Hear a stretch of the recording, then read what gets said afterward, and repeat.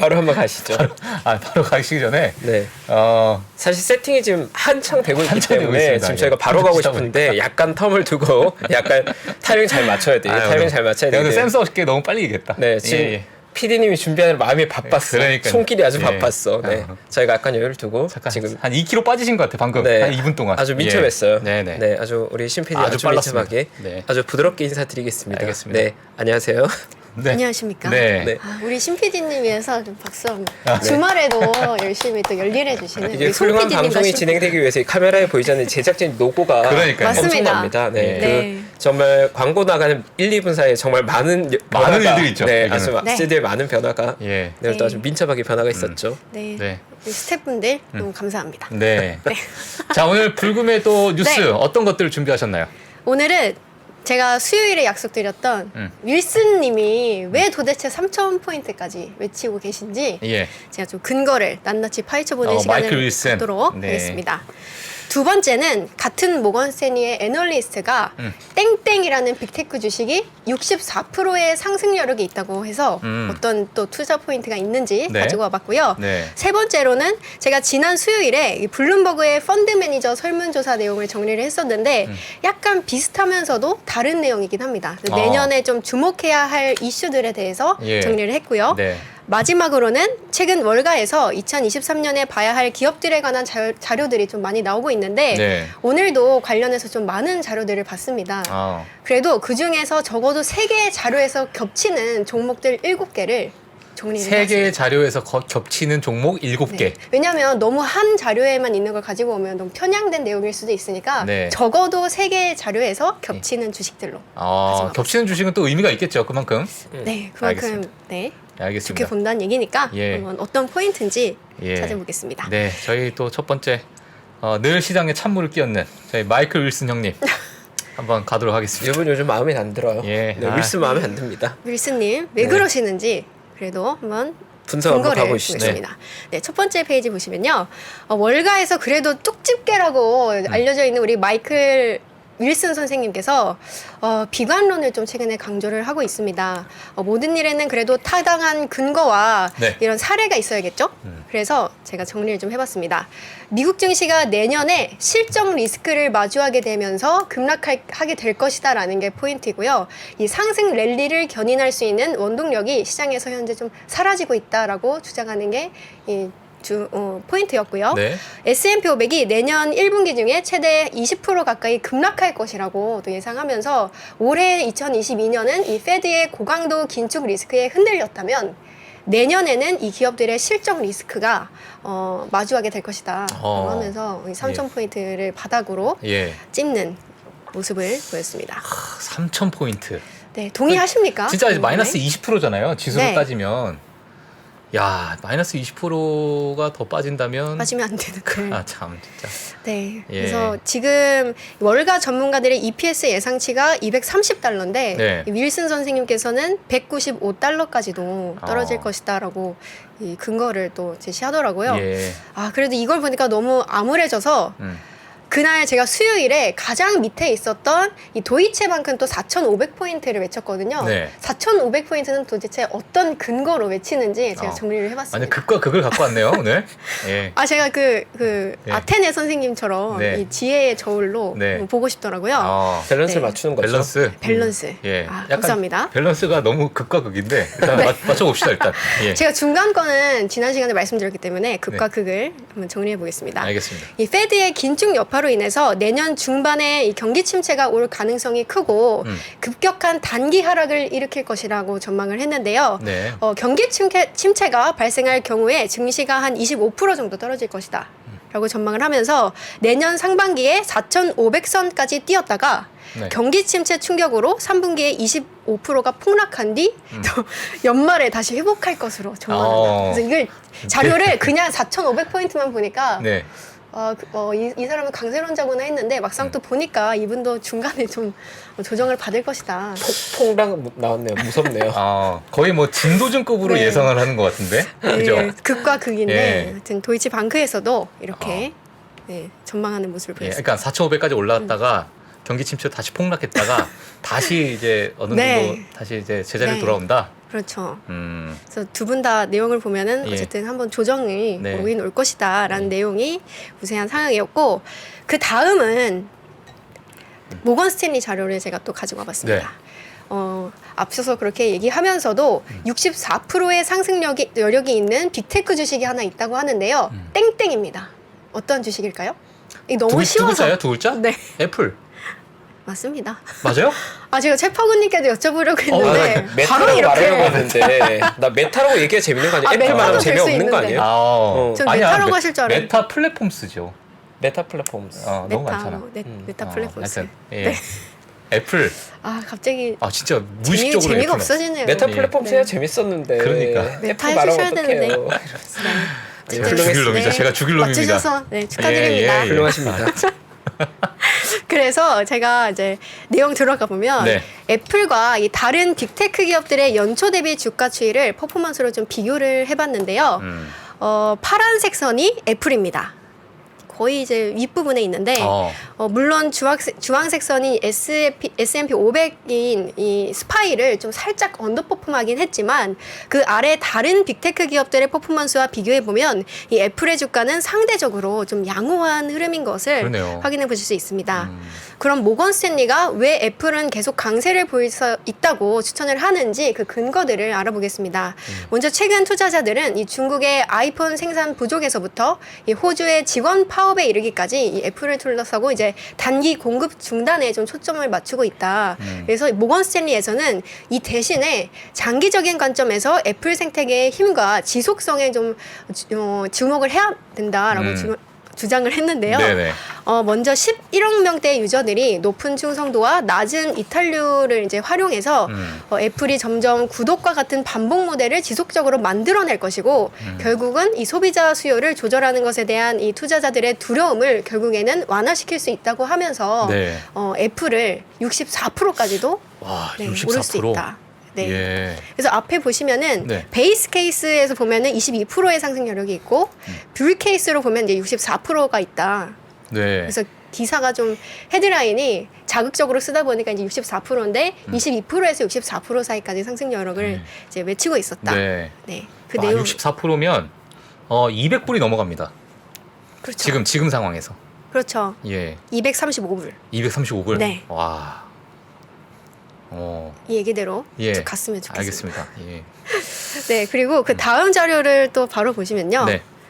항상 제가 중요한 내용을 하려고 할 때 보면은 12분에서 15분이 되더라고요. 그래요?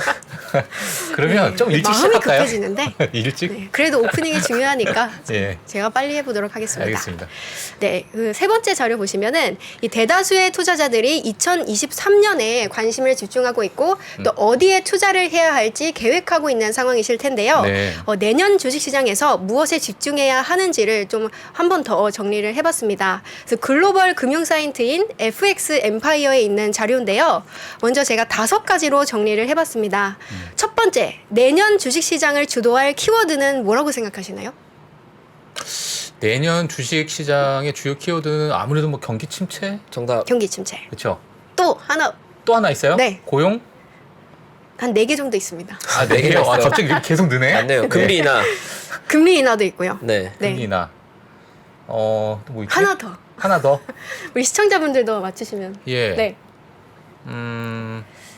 그냥 제가 말씀드리도록 네. 하겠습니다. 인플레이션과 금리, 네. 그리고 우크라이나와 러시아 갈등이 아. 얼마나 해소되는지, 우크라이나가? 그리고 네, 수요일에 말씀드렸던 우리 최파금님도 동의하셨던 중국 리오프닝입니다. 예. 이게 계속해서 나오고 있더라고요. 그래서 인플레이션과 금리는 오랫동안 주식시장을 하락시킨 주요 요인이었는데 내년에도 계속해서 중심을 좀 잡을 것이라고 전망을 했고요. 올해 많은 국가들의 중앙은행들이 인플레이션과 싸우기 위해서 이제 금리를 크게 인상했는데 이런 요인 외에도 지정학적 리스크로 이 우크라이나와 러시아 갈등이 얼마나 발전해 나갈지를 좀 주목해야 해야 한다라고 전망했고요. 특히 이 석유와 천연가스 같은 에너지 수출과 관련해서 이 서방이 러시아에 가한 제재가 미치는 영향을 좀 모니터링 해볼 필요가 있다라고 전망했습니다. 마지막으로는 또 중국의 리오프닝을 관리하는 방식에 좀 주목해야 한다고 하는데요. 네. 이 중국의 코로나 관련 이슈는 이 금융시장의 발전에 좀 큰 영향을 미칠 수 있다고 하면서 최근에 이 리오프닝이 된다면 경제가 재개되면서 시장에 좋을 수도 있다라는 얘기가 많이 나오고 있는데 중국이 지금 고령층의 접종률이 지금 낮은 상황입니다. 백신 접종이 낮은데 이것 때문에 다시 또 이제 폐쇄가 강요가 되고 다시 또 리오프닝이 되지 않는다면 이것 또한 내년 경제에서 큰 이슈가 될 수 있다라고 또 정리하는 모습을 보였습니다. 네. 알겠습니다. 진짜. 네, 자꾸 오늘 웃으시고. 사실 제가 그 네. 나오기 전에 뉴스를 봤는데 네.